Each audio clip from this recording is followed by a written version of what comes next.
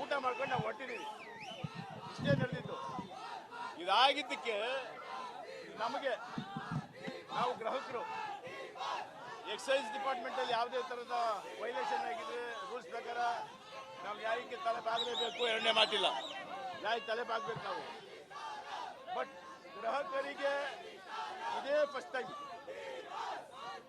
First time ಗ್ರಾಹಕರಿಗೆ notice ಕೊಟ್ಟು ಠಾಣೆಗೆ ಕರೆಸಿ ಈ ಥರ ಒಂದು ಸ್ಟೇಟ್ಮೆಂಟ್ ತಗೋಬೇಕು ಅನ್ನೋದು ಎಷ್ಟು ನಮಗೆ ಗೊತ್ತಿಲ್ಲ. ಅದು ಅಂದರೆ 1 ಗಂಟೆ ಮೇಲೆ ಬಾರಲ್ಲಿ ಕೂತ್ಕೊಂಡಿರೋರಿಗೆಲ್ಲ ಇಲ್ಲಿವರೆಗೂ ಎಷ್ಟು ಜನಕ್ಕೆ ನೀವು ಈ ಥರ ನೋಟಿಸ್ ಕೊಟ್ಟು ಕರ್ಸ್ಕೊಂಡು ಸ್ಟೇಟ್ಮೆಂಟ್ ಮಾಡಿದ್ದೀರಾ ನಮಗೆ ಗೊತ್ತಿಲ್ಲ. ಅದನ್ನು ನೀವೇ ಕೇಳ್ಕೊಳ್ಳಿ. ಮಾಧ್ಯಮ ನೀವು ಕೇಳಬೇಕು, ಅದನ್ನು ಮಾಧ್ಯಮನೇ ಕೇಳಬೇಕು ನೀವು.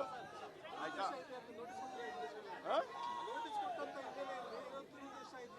ಬರ್ತೀನಿ. ಈಗ ನೀವು ಬುದ್ಧಿವಂತರು, ನಮಗಿಂತ ಜಾಸ್ತಿ ನಿಮ್ಗೆ ಅರಿವಿದೆ. ನೋಟಿಸ್ ಪ್ರಶ್ನೆಗೆ ನಿಮ್ಮಲ್ಲೇ ಉತ್ತರ ಇದೆ. ಇದರಿಂದ ಯಾರಿದ್ದಾರೆ ಅನ್ನೋದು ನನಗೂ ಗೊತ್ತಿದೆ.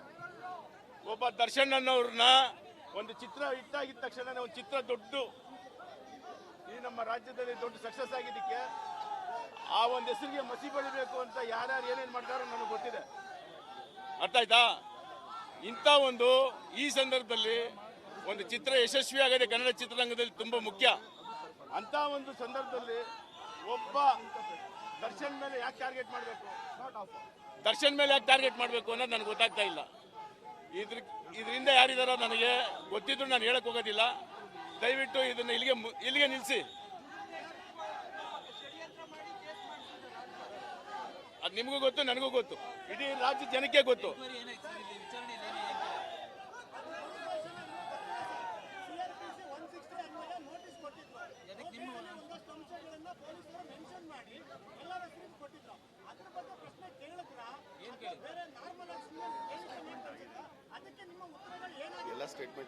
ಅದೆಲ್ಲ ಸ್ಟೇಟ್ಮೆಂಟ್ ಆಗಿದೆ.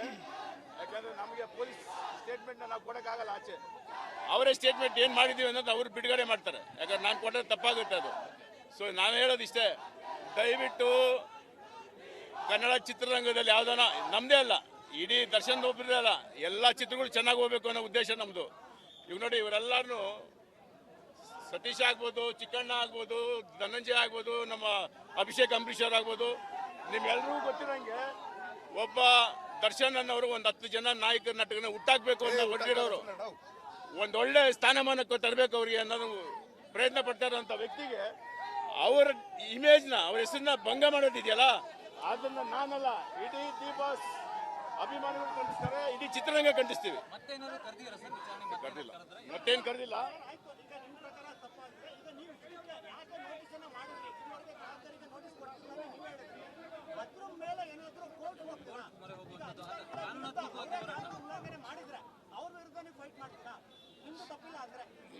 ನಾವು ಫೈಟ್ ಮಾಡೋಂಥ ಜನ ಅಲ್ಲ, ನಾವು ಫೈಟ್ ಮಾಡಕ್ಕೆ ಅಲ್ಲ. ನಾನು ಹೇಳ್ತೀನಲ್ಲ, ಕಾನೂನು ಇದೆ. ನಾವು ಯಾವುದೋ ಲೀಗಲ್ ಆಗಿ ಇನ್ನು ಮುಂದಕ್ಕೆ ನಮ್ಮ ಮೇಲೆ ಬೇರೆ ಯಾವ ಥರದ ಆಕ್ಷನ್ ತಗೊಂಡ್ರೆ ನಾವು ಕಾನೂನಿಗೆ ಹೋಗಲೇಬೇಕಾಗುತ್ತೆ. ಹೌದು,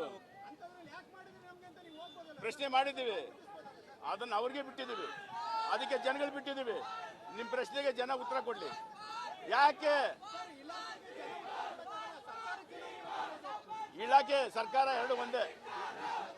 ನಾನು ಹೇಳೋದು, ಇದಕ್ಕೆ ಮೇಲೆ ಏನಾದರೂ ತಿರ್ಗಾ ನಮ್ಮ ಮೇಲೆ ಆಕ್ಷನ್ ತಗೋತೀವಿ ಅನ್ನೋದೇನ ಬಂದರೆ ಡೆಫಿನೆಟ್ ಆಗಿ ನಾವು ನಮ್ಮ ನ್ಯಾಯಕ್ಕೆ ಹೋಗಲೇಬೇಕಾಗುತ್ತೆ.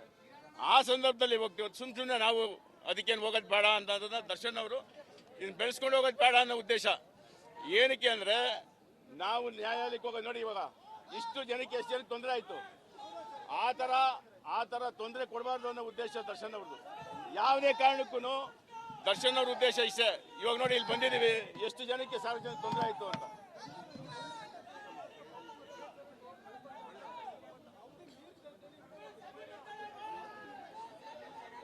ಅಲ್ಲ, ಇಡೀ ಬೆಂಗಳೂರಲ್ಲಿ ಈ ಥರ ಎಷ್ಟೋ 100 ಬಾರ್ಗಳು 1 ಗಂಟೆ ಮೇಲೆ ನಡೆಸ್ತಾ ಇದ್ದಾರೆ. ಯಾವ ಗ್ರಾಹಕರಿಗೆ ನೀವು ನೋಟಿಸ್ ಕರ್ಸ್ಕೊಂಡು ಸ್ಟೇಟ್ಮೆಂಟ್ ಮಾಡಿದ್ದೀರಾ? ಅದನ್ನ ಯಾಕೆ ನೀವೆಲ್ಲ ಯಾರಿಗೆ ಕೇಳ್ತಾ ಇಲ್ಲ? ನೀವು ನನ್ನೇ ಪ್ರಶ್ನೆ ಮಾಡ್ತೀರಾ?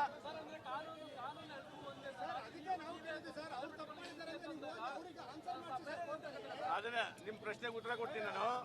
1 ಗಂಟೆ ನಂತರ ನಾವು ಕೂತ್ಕೊಂಡಿದ್ದೀವಿ.